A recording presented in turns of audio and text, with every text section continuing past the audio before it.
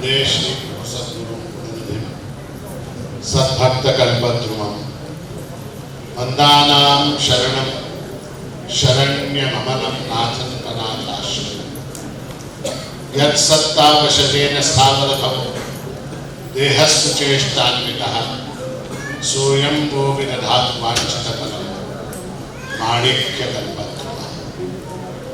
इन शब्दों में प्रभु महाराज के चरणों में अनंत कोटि प्रणाम अर्पित करते हुए आज़ादी के अमृत महोत्सव के अवसर पर आयोजित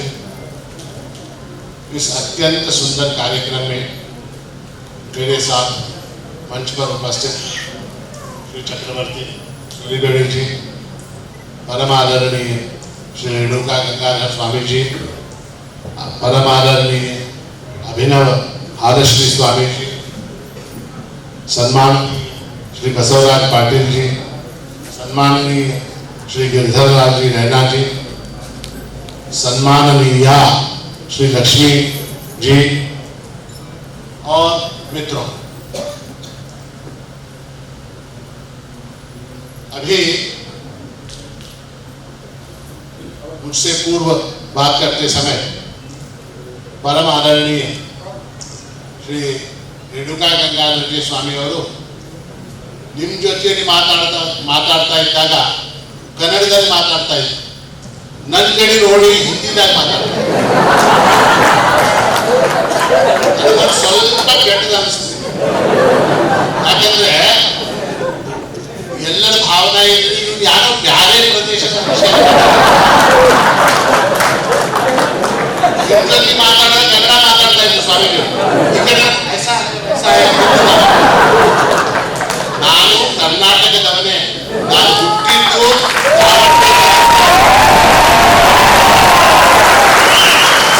ದಾವಣಗೆರೆ ಅಂತ ಹರಿಹರ ಅಂತ ಒಂದು ಊರಿದೆ, ಅಲ್ಲಿ ಹುಟ್ಟಿದ್ದು. ಬಾಲ್ಯ ಶಿರ್ಸಿಯಲ್ಲಿ ಹೋಗಿದ್ದು. ಆದರೆ ಸುದೈವಾನೋ ದುರ್ದೈವಾನೋ ಯಾವ ದೈವಾನೋ ಏನೋ ವಿದ್ಯಾಭ್ಯಾಸ ಎಲ್ಲ ಮಧ್ಯಪ್ರದೇಶದಲ್ಲಾಯ್ತು. ಅದಕ್ಕೆ ನಾನು ಹಿಂದಿ ಮಾತಾಡ್ತೀನಿ. ನಾನು ಬೇರೆಯವರಿಲ್ಲ, ನಾನು ನಿಮ್ಮವನೇ. ಅದಕ್ಕೆ ಆ ಕನ್ಫ್ಯೂಷನ್ तगड़ा आज यहाँ जो कार्यक्रम आयोजित किया गया है, इसका विषय बड़ा सुंदर, स्वाभिमानद सुंदर कांड। ये दोनों भी शब्द जो है ना, स्वाभिमान और सुंदर कांड, ये दोनों बड़े महत्व। अब सबसे पहली बात यह है कि स्वाभिमान की बात मंच पर उपस्थित सब लोगों ने की। किस बात का स्वाभिमान? हमारे पास कुछ ऐसा विशेष होना चाहिए जो दूसरों के पास नहीं है। तब क्या होगा? तब हमको उसका स्वाभिमान। ठीक है, जैसे उदाहरण क्या है, तो मेरे पास मान लीजिए एप्पल का फोन है। मेरे पास क्या है? एप्पल का फोन। बाकी सब लोगों के पास नोकिया सैमसंग, नोकिया या सैमसंग। ऐसा अगर होगा तब मैं मेरा फोन निकाल के उसके ऊपर स्वाभिमान व्यक्त कर सकता हूं। बाकी लोगों के पास भी अगर एप्पल का फोन होगा तो काहे का स्वाभिमान? तो इसलिए अब स्वाभिमान के लिए कोई ऐसी चीज ढूंढनी होगी जो अमेरिका के पास नहीं है, जो रशिया के पास नहीं है, जो जापान के पास नहीं है, जो इंग्लैंड के पास नहीं है, जो चाइना के पास नहीं है, जो पाकिस्तान के पास बिल्कुल भी नहीं है।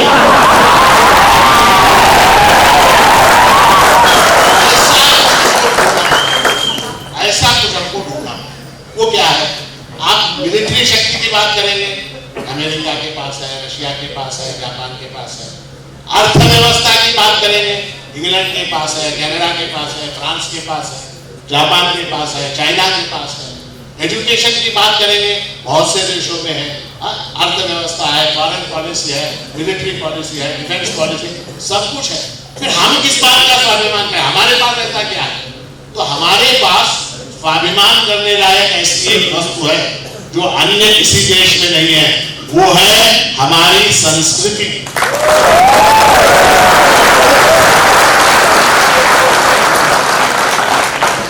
और हमारी संस्कृति देखिए, उस संस्कृति का एक उदाहरण सुंदरकांड में से आता है। सुंदरकांड आपको मालूम है क्या है? सुंदरकांड रामायण का एक चैप्टर है। जब सीता माता का अपहरण हुआ तो उसके बाद हनुमान जी, जैसा कि हमारे बसवराज पाटिल जी ने कहा, द मोस्ट परफेक्ट कन्नड़ी आंध्र याद होता है हनुमान जी। हनुमान जी जो है वो सीता का शोध करने के लिए गए और उस सीता के शोध की जो कहानी है उसको सुंदरकांड है। सीता जो है वो हमारी संस्कृति, उसका शोध वो सुंदरकांड। उस सुंदरकांड में वाल्मीकि ऋषि ने रामायण में एक बहुत सुंदर श्लोक लिखा है जो हमारी संस्कृति का परिचय है। जब रावण ने सीता माता का अपहरण किया तो उस समय पुष्पक विमान में से वो सीता को ले जा रहा था, तो माता ने अपने कुछ आभूषण नीचे फेंके। क्यों फेंके?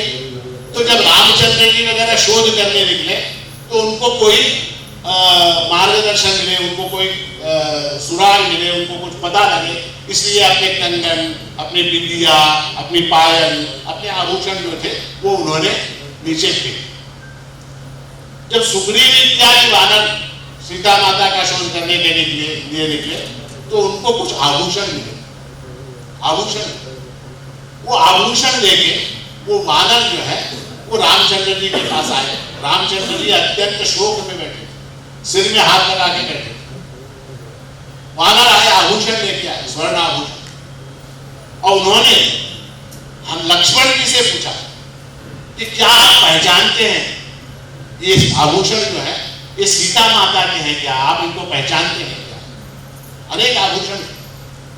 तो लक्ष्मण ने जो वाक्य वहां कहा है वो हमारी संस्कृति का परिचय है। क्या कहा लक्ष्मण ने? नाहं जानामि केयूरे, नाहं जानामि कंकणे, नूपुरे त्वभिजानामि नित्यपादाब्ज वंदना। उसका अर्थ क्या है? केयूर कहते हैं जो यहाँ भुजा में पहना जाता है, भुजा में बाजूबंद कहते हैं तो बाजूबंद। तो लक्ष्मण ने कहा नाहं जानामि केयूरे, इन केयूरों को मैं नहीं पहचाना, इन बाजूबंदों को मैं नहीं पहचाना, किसके हैं मेरे को नहीं मालूम। नाहं जानामि कंकणे, कंगन थे, उन कंगनों को देख के लक्ष्मण ने कहा मुझे नहीं मालूम कि किसके हैं, मुझे नहीं मालूम। आई कैन नॉट सर्टिफाई कि ये सीता माता के ही हैं, ऐसा मैं नहीं बोल सकता।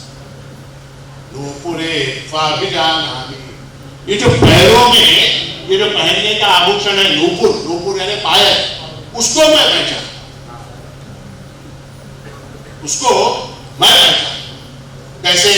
नित्य पादाब्ज वंदना। तो नित्य मैं जब सीता माता को नमस्कार करता था तो इन पायलों को उनके पैर में देखता था।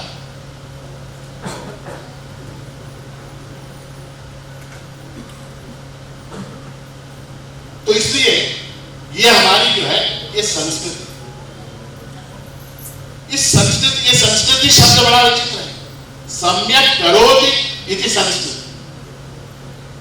संस्कृति यानी कि हमारे अनेक शब्द है। संस्कृति, प्रकृति, विकृति, तीन प्रकार के शब्द है। एक शब्द है प्रकृति, दूसरा शब्द है विकृति, तीसरा शब्द है संस्कृति। जैसे उदाहरण क्या? तो जैसे दूध है, दूध क्या है? दूध प्रकृति है। दूध क्या है? प्रकृति है। उस दूध का जब हम दही बनाते हैं तो वो विकृति हो जाती है। दूध प्रकृति है, उस दूध का जब दही बनाते हैं तब वो विकृति होती है। और उस दही को मथ कर, उसका मक्खन निकाल कर, उसको तपाकर, उसको गर्म करके जब घी बनाते हैं तब वो संस्कृति होती है। ये फर्क है प्रकृति में, विकृति में और संस्कृति में। हमको अभिमान किस बात का है? हमको हमारी संस्कृति पर अभिमान है। हमारी संस्कृति जो है, देखिए विश्व की अन्य संस्कृतियों में और हमारी संस्कृति में भेद है, फर्क किस बात का है? विश्व की जितनी भी संस्कृतियां हैं वो सब मेटीरियलिस्टिक है। मेटीरियलिस्टिक है क्या? पदार्थवादी है। पदार्थ से जगत की उत्पत्ति हुई, जगत एक पदार्थ ही है और अंत में ये फिर पुनः पदार्थ ही बनेगा, ऐसी उनकी मान्यता है। जबकि हमारी जो संस्कृति है उस संस्कृति में पदार्थ गौण है और चैतन्य, कॉन्शियसनेस, आत्म तत्व जिसको हम कहते हैं वो प्रधान है, जिसको ईश्वर कहते हैं वो प्रधान। हमारे यहाँ देह को प्राधान्य नहीं। इसलिए आपने देखा होगा पुराने जमाने में, आज से 50 साल पहले कहीं कोई ब्यूटी पार्लर नहीं था। क्यों नहीं था? क्योंकि देह को प्राधान्य ही नहीं है हमारे यहाँ। हमारे यहाँ आत्मा को प्राधान्य, आत्मा को प्राधान्य। इसीलिए भगवत गीता में भगवान कहते हैं बहूनां जन्मनां अन्ते ज्ञानवान् मां प्रपद्यते वासुदेवः सर्वमिति स महात्मा सुदुर्लभः। वासुदेव सर्वम, जगत जितना है वो सब परमात्मा का स्वरूप है, वो सब चैतन्य रूप है, ऐसा हमारा मानना। पाश्चात्य संस्कृति का मानना क्या है? ये सब मैटर है। हमारा मानना क्या है? ये सब कॉन्शियसनेस, ये सब चैतन्य है। इसीलिए आप देखिए हमारी संस्कृति में हम प्रत्येक वस्तु की पूजा करते हैं, प्रत्येक वस्तु की पूजा करते हैं। जैसे कंप्यूटर, नया कंप्यूटर आता है तो उसकी हम पूजा करते हैं। नया कंप्यूटर आता है उसकी पूजा करते हैं, नया घर बनाते हैं उसकी पूजा करते हैं, नई कार लेते हैं उसकी पूजा करते हैं। वो हमारे रक्षा मंत्री महोदय ने नए हवाई जहाज आए, उनके ऊपर स्वस्तिक बना दिया। बड़ी कंट्रोवर्सी, स्वस्तिक कैसे बना? अरे वासुदेव सर्वम, वो हवाई जहाज में भी कॉन्शियसनेस है, चैतन्य है, परमात्मा है, ऐसा हमारा मानना। महिलाएं घर में जो है वर्ल्डिंग पूजी, मर्द पूजी, बड़ी पूजी, मध्यम पूजी, सब बैल की पूजा करते हैं, यतिम पूजी, सांप की पूजा करते हैं, नागर पंचमी बनने वाली, बैल की पूजा, सांप की पूजा, बंदर की पूजा, नदी की पूजा, पर्वत की पूजा, वृक्ष की पूजा, भूमि की पूजा। तो कहने का तात्पर्य है कि हमारी संस्कृति में हमारा जो प्राधान्य है वो चैतन्य तत्व पर है, मेटीरियलिस्टिक नहीं है। हम ईश्वरवादी हैं, हम चैतन्यवादी हैं, कॉन्शियसनेस की पूजा करते हैं। तो इसलिए जो है हमारी संस्कृति जो है वो अन्यों से ये बात ध्यान में रखिए। तो इसलिए अगर हमको किसी बात का स्वाभिमान होना चाहिए तो इस बात का स्वाभिमान होना चाहिए जो अन्यों के पास नहीं है, उसका स्वाभिमान होना चाहिए। और वो क्या है? वो हमारी संस्कृति। हमारी संस्कृति में हम माता को मातृदेवो भव, पितृदेवो भव, आचार्य देवो भव, अतिथि देवो भव, ये हमारी संस्कृति है। माता जो है हमारे लिए देवता है, पिता हमारे लिए देवता है, अतिथि जैसे आप लोग सब हमारे अतिथि हैं, आप सब हमारे लिए देवता है। अतिथि बनकर आए आप लोग, आप सब हमारे लिए देवता है। अतिथि देवो भव, आचार्य देवो भव, गुरु जो है हमारे लिए देवता है। तो इसलिए माता, पाश्चात्य में देखिए कैसा एक मदर्स डे होता, मदर्स डे ದಿನ ಆ ಮಗ ಏನ್ ಮಾಡ್ತಾನ, ಹ್ಯಾಪಿ ಮದರ್ಸ್ ಡೇ ಮಾಮ್ ಅಂತ ಹೇಳಿ ಮೆಸೇಜ್ ಅವ ಇರ್ತಾನ ಒಂದು ಸಿಟಿ ಒಳಗೆ, ಆ ಮುದುಕಿ ಇರ್ತದೆ ಯಾವುದೋ ಸಿಟಿ ಒಳಗೆ, ಆ ಮುದುಕಿಗೆ ಒಂದು ಮೆಸೇಜ್ ಕಳಿಸ್ತಾನೆ, ಎರಡು ಗುಲಾಬಿ ಹೂವದ ಫೋಟೋ ಹಾಕ್ತಾನೆ, ಹ್ಯಾಪಿ ಮದರ್ಸ್ ಡೇ ಮಾಮ್ ಅಂತ. ನಮ್ಮಲ್ಲಿ ಹ್ಯಾಪಿ ಮದರ್ಸ್ ಡೇ ಇಲ್ಲ, every day mother's day.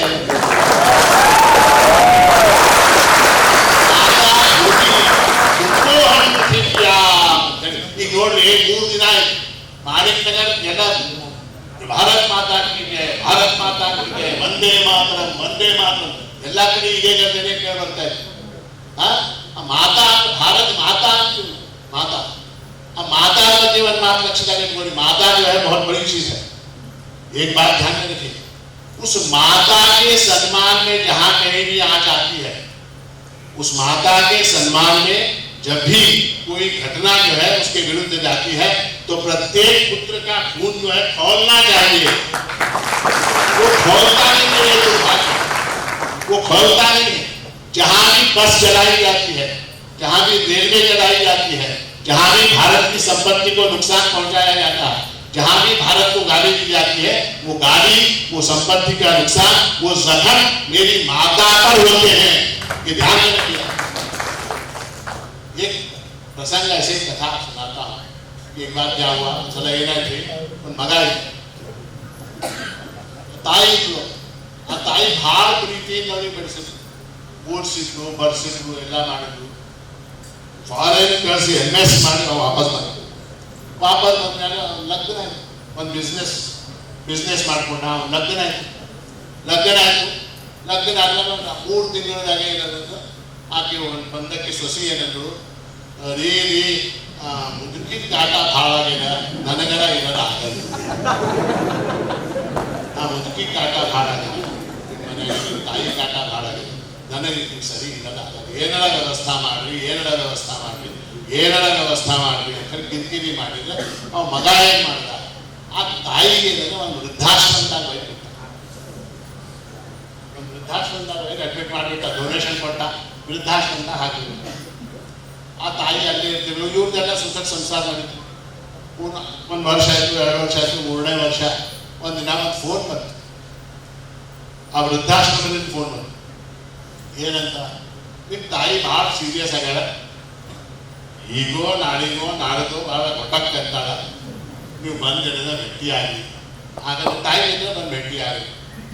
Message ಬಂದ ತಕ್ಷಣ ಏನಂತ, ಹೆಂಡತಿ ಪರ್ಮಿಷನ್ ತಗೋ, ನಮ್ಮ ತಾಯಿ ಭಾಳ ಸೀರಿಯಸ್ ಆಗ, ಆಕೆ ಗಟ್ಟಿ ಆಗಿ ನಾವು ಹೋಗಿ ಬರಲಿ, ನಿಮಗೆ ಬೇಕಾದ್ರೆ ನೀವು ಹೋಗಿ ಬರಲಿ ಅಂತ. ಇವಾಗ ಹೋಗ್ತಾನೆ. ಎಲ್ಲಿ ಹೋಗ್ತಾನ, ಆ ವೃದ್ಧಾಶ್ರಮದಾಗ ಹೋಗೋಣ. ತಾಯಿ ಗಟ್ಟಿ ಆಗ್ತಾನೆ, ಭಾಳ ಆನಂದ, ಭಾಳ ಸಂತೋಷ. ತಾಯಿ ಕಣ್ಣಾಗ ನೀರು ಬರ್ತಾನೆ, ಇವ್ನ ಕಣ್ಣಾಗ ಒಂದು ಸ್ವಲ್ಪ ನೀರು ಬರ್ತಾನೆ, ಎಲ್ಲ ಆಯ್ತು. ಆಮೇಲೆ ಅವ ಅಂತಾನ, ನಿಮ್ದೇನಮ್ಮ, ನಿಮ್ದು ಏನೋ ಇಚ್ಛಾ ಇದ್ರೆ ಹೇಳು, ಆಖರಿ ಇಚ್ಛಾ. ಮನೆ ऐसा संस्कृति है, मरने वाले की आखिरी इच्छा पूरी की जाती है. ನಿಮ್ದು ಏನೋ ಇಚ್ಛಾ ಇದ್ರೆ ಹೇಳು. ಆ ತಾಯಿ ಬೇಟ, ಈಗ ಏನು ಇಚ್ಛಾ ಉಳಿತು, ಎಲ್ಲ ಇಚ್ಛಾಗಳೆಲ್ಲ ಮುಗಿದು, ಈಗ ಏನು ಇಚ್ಛಾ ಇಲ್ಲ, ಒಂದೇ ಒಂದು ಇಚ್ಛಾ ಏನು, ಈ ವೃದ್ಧಾಶ್ರಮದಾಗ 12 ರೂಮ್ ಅವ, ಎಲ್ಲ ರೂಮಿನ ಒಂದೊಂದು AC ಹಚ್ಚಿಸ್ಬಿಡು, ಅಷ್ಟನ ದಾನ ಮಾಡು, ಅಷ್ಟನ ಪುಣ್ಯ ಮಾಡು, ಒಂದೊಂದು AC ಹಚ್ಚಿಬಿಡು. ಅವ ಅಂತಾನ, ಎಲ್ಲ ಹುಚ್ಚಿ ಬೇಡದ ಬೇಡಿ ಚಿಲ್ಲರ್ ಒಂದೊಂದು AC 40,000 ರೂಪಾಯಿನ ಒಂದು AC ಬರ್ತದೆ. 12 ರೂಮಿನ ಅಂದ್ರೆ 3-4 ಲಕ್ಷ ರೂಪಾಯಿ ಮಾತ್ರ. ಬೇಡದ ಬೇಡ ದೊಡ್ಡ ನಿಂತು ನಾ ಇಟ್ಕೊಂಡು ಮನುಷ್ಯ ಇದ್ದೀನಿ, 4 ಲಕ್ಷ ರೂಪಾಯಿ ಮಾತದ, ಯಾಕಾಗಲ್ಲ ನಾನು ಹಚ್ಚಿಸ್ತೀನಿ. ಆಮೇಲೆ ಅಂತಾನ, ಅಮ್ಮ ಒಂದು ಮಾತು ಹೇಳು, ಈಗಿಲ್ಲ ನಾಳೆಗೆ ಸಾಯ್ಲಿಕ್ಕಾಗಿರೋದು, ನಿನಗೆ AC ತಗೊಂಡು ಏನ್ ಮಾಡೋದ, ಸಾಯ ಮುದುಕಿಗೆ AC ಹಾಕಕ್ಕೆ ನಾನು. ಆ ತಾಯಿ ಅಂತಾಳ, ಬೇಟ ನನ್ನ ಸಲುವಾಗಿ ಇಲ್ಲೋ, ನನ್ನ ಸಲುವಾಗಿಲ್ಲ, ನನಗೆ ಗಾಡೋ ಬಿಸಿ ಏನು ಬೇಡ, ನನಗೆ ಗೊತ್ತದ ನಿನಗೆ AC ಇದ್ದೇ ವಿದ್ಯೆ ಬರೋದು, ನಾಳೆ ನಿನ್ನ ಮಕ್ಕಳು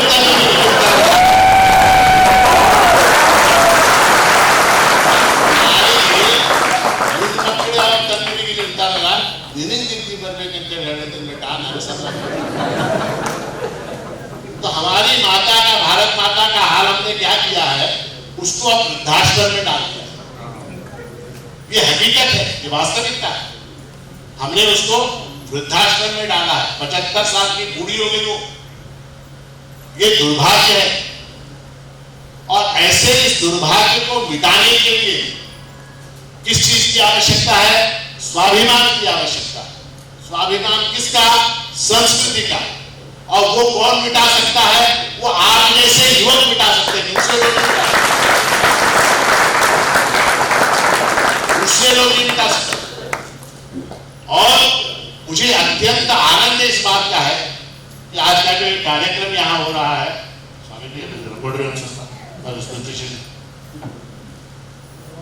उसमें ये सबको, मेरे को अभी नहीं दिए, इन लोगों को दिए. ये लोग ये जो है ये सबको देना. इसमें देखिए विशेष है, ये शेरों के मुंह खुले हुए हैं. बहुत से लोगों की इच्छा ये है कि शेरों के मुंह बंद हो.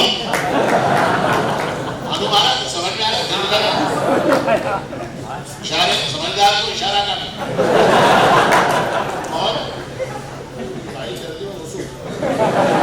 तो बहुत से लोगों की इच्छा ये है कि इन शेरों के मुंह बंद हो, आपको बताता हूं कि जब तक युवा ब्रिगेड है, जब तक चक्रवर्ती सूलीबेड़े जी है, जब तक हम जैसे लोग उनके साथ हैं, इन शेरों के ऊपर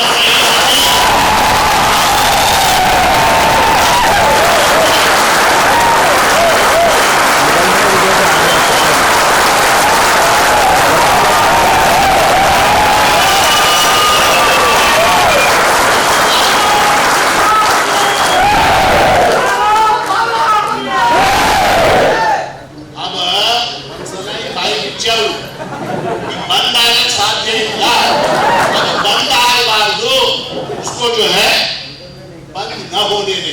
ये हमारी जिम्मेदारी है, आपकी जिम्मेदारी है और चक्रवर्ती जी की भी जिम्मेदारी है।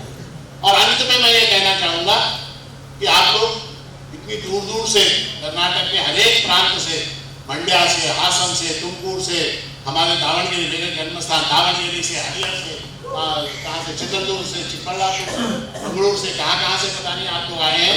तो जैसा मैंने कहा, हमारी संस्कृति में अतिथि देवो भव, आप सब हमारे अतिथि हैं।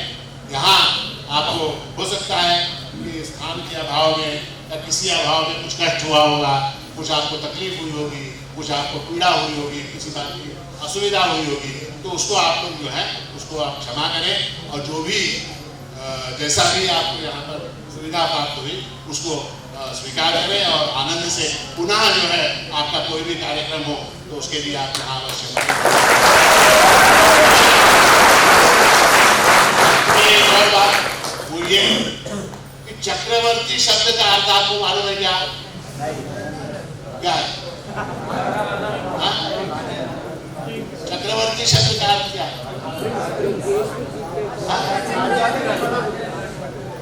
अविरोध साम्राज्य करने वाला जो है उसको चक्रवर्ती कहते हैं। ये जो कार्य हम कर रहे हैं, जब तक सत्ता हमारे हाथ में नहीं आएगी तब तक इस कार्य को जो है फलीभूत होने में बहुत समय लगेगा। तो इसलिए मैं ये आशीर्वाद देता हूं कि नाम सिर्फ चक्रवर्ती रह के उपयोग नहीं है, वो चक्रवर्तित्व आपको प्राप्त हो, वो सत्ता आपको प्राप्त हो, ऐसा आशीर्वाद और सत्ता में तो वो चक्रवर्तित्व जो है वो सत्ता को प्राप्त हो, ऐसा शुभाशीर्वाद देता हूँ।